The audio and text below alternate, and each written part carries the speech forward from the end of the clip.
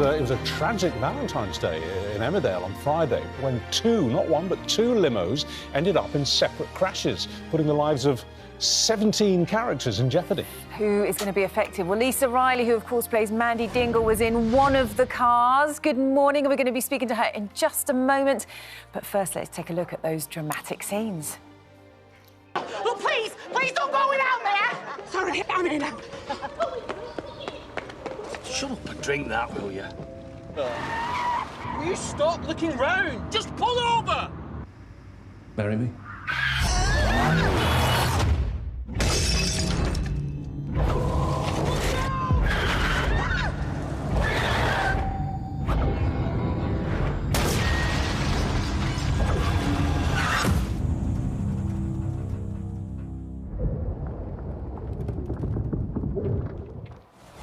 We are on tenterhooks, so we know that someone will lose their life. We don't know who. Could it be Mandy? Lisa Riley joins us now from her on-set salon, Pamper Mandy. Good morning to you. Thank you for joining us this morning. I mean, please tell us it's not Mandy. Good morning, Charlotte. I can't tell you it's not Mandy, but what's been so interesting, Charlotte, is this weekend is that everywhere I go, people are saying, can I see your hand? Because they've seen the ice, they're knocking, like, who's under? And obviously Mandy's got a wedding ring on, and am I under the ice? Have I survived the actual impact of the crash? But I just love the way that everyone's so invested in who might be dead. And is Paddy and Mandy one of the people that are going to lose their life? Because you said one person, there might be more. Oh, it could be more than one. Well, there's 17 candidates, basically. Yes. I mean, it won't be all 17. I mean, we know that. And I would be very surprised if it was you, because if it was you, then I doubt you'd be sitting here this morning. You'd be probably sitting with your lawyer, negotiating contracts. So I still have my set. I'm going to assume that you float to the surface alive. I'm assuming you float to the surface alive. But I would imagine that when you've been in a soap for as long... How long have you been in it for now, Emmerdale? Richard, it's going to be 30 years this coming July. Wow. Yes. Well, I would have thought the thing Yeah. is that there are never any guarantees, are there, about your survivability? No, you're in the hands of the writers and the producers, and that's every fortnight. When we get those scripts sent every fortnight, as we do, and we've got a new director, you are in the hands of whoever the new exec producer is. It just takes one exec producer to go, oh no, I want the story to go this way, and then you are part of that sort of game, as it were. We are an ongoing story. The storybook never ever ends. It's not like you read it and then you close it. With Emmerdale, it's every week there's a new story, and then because of the current climate, you've got to keep up with the brilliant storylines. So that's why you have something so impactful like the two limousines tonight, where all weekend on social media everyone's talking about it. That's what the bosses want. They want that impact.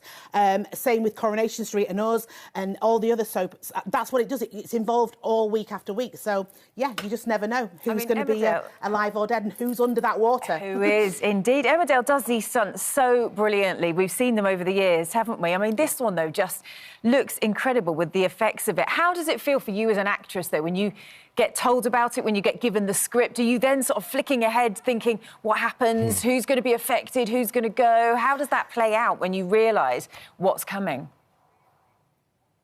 Yeah, we knew we were going to be doing this massive stunt for Valentine's Day, and of course, you go and see the producer, and you're like, am I going to die? Is it going to be us? And me and Dominic were flicking through, plays Paddy, we were flicking through the script saying, are Mandy and Paddy alive or dead? Which you will find out this evening at 7:30. Of course, Mandy and Paddy are very happy here.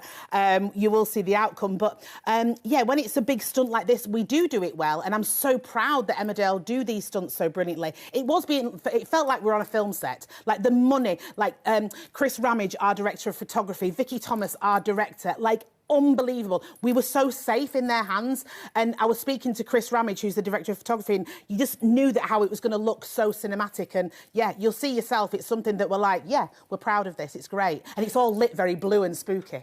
I've got to ask you this. You said a couple of minutes ago that obviously you and all the rest of the cast, your professional lives, your fates are in the hands of the script writers and the producers. Do you suck up to them a bit? I mean, do you send them flowers on Mother's Day, and a case of scotch at Christmas? No! And do you make sure you remember their birthdays and all of that? No, that would be insanely cringe, Richard. No. If my work doesn't speak for itself, then I'm doing something wrong. Yeah, okay. no, I think you're only as good as the last sentence you say on, you know, and if the public love the Dingles, which they seem to love the Dingle family, then, you know, I think we work very closely with the writers. The writers know what we can and can't do, you know. But no, I'd never do that. That makes my skin No, crawl.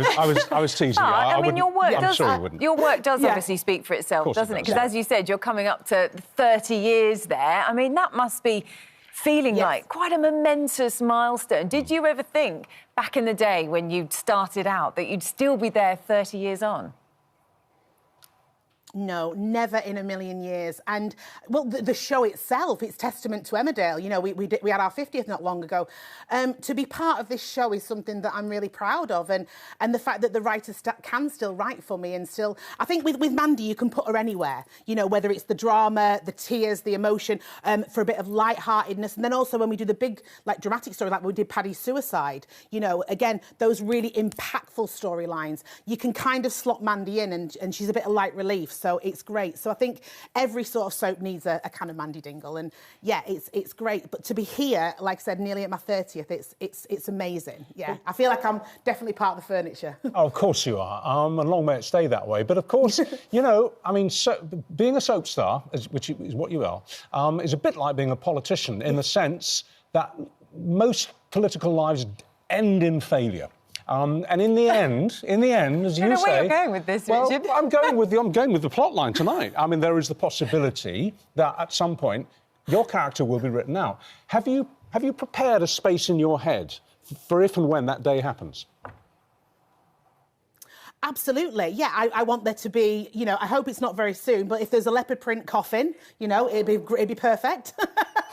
You know, it'd be the campus wedding in soap opera. Not wedding, funeral, sorry. The campus, like, literally, it really would be. Yeah. But yeah, of course, we're just jobbing actors. That's every day, you know, like I've done all my other dramas and the other shows I've done. If it was the case, I'd go on to my next job, and you know, no one's safe, like in front of the camera and behind the camera. That's the way it is, and you know, that's how you keep working harder to make sure that if you want to stay, which I really would love to stay, then I'd like to think I work very hard to warrant my place here. And after 30 years, has any part of Mandy entered your soul?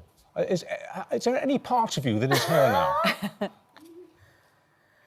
I suppose I'm very confident like she is. I don't suffer fools gladly like she does.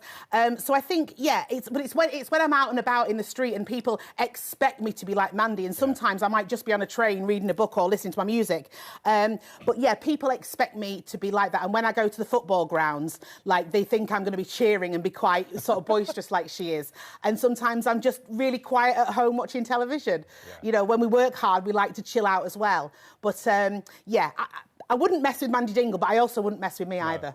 Oh, well, Lisa, it's been great to talk to you. We are keeping everything crossed that Mandy will still be going strong after tonight's episode. For the next 30 years, never mind after tonight. And so for people who want to watch it, is this evening, Emmerdale, 7:30. That's when all will be revealed. Yep. We can't wait to watch it. Thanks so much. I'm booking Richard in for a wax right now.